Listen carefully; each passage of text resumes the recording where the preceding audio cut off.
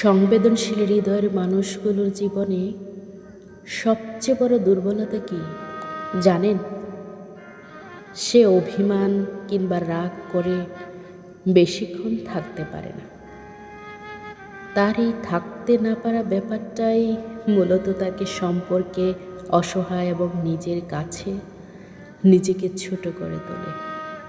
দেখুন, যারা নিজের ইগো বিসর্জন দেয়, সম্পর্কের মানুষগুলোর কথা চিন্তা করে, তারা দিন শেষে এক শূন্যতার ভেতর দাবিত হতে থাকে। যাদের মনে কোনো ইগো নেই, কোনো হিংসা নেই, এমন স্বচ্ছ হৃদয়ের মানুষগুলোই পৃথিবীতে সবচাইতে দুঃখী হয়, বিশেষ করে সম্পর্কের ক্ষেত্রে। সামান্য একটু ভালোবাসা পেলেই সে সব ভুলে যায়। একটু সহানুভূতি দেখলেই কোনো কিছু মনে রাখে না। এমন মানুষগুলোকেই আরও বেশি যন্ত্রণা দেওয়া হয়। অভিমানে, আক্ষেপে তারা যতই কষ্ট পাক, দিন শেষে সামান্য একটু সময়, সঙ্গ আর একটু ভালো ব্যবহার পেলেই সব ভুলে যায়, সব। তবে আশ্চর্যের ব্যাপার কি জানেন?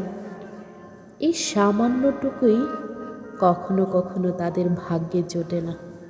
কারণ মানুষ যখন কারো দুর্বলতা জেনে যায় কিংবা বুঝে যায়, তখন কেবল কষ্ট দেওয়ার সুযোগ খুঁজতে থাকে। এ যুগে ইগো ছাড়া মানুষকে কেউ দাম দেয় না।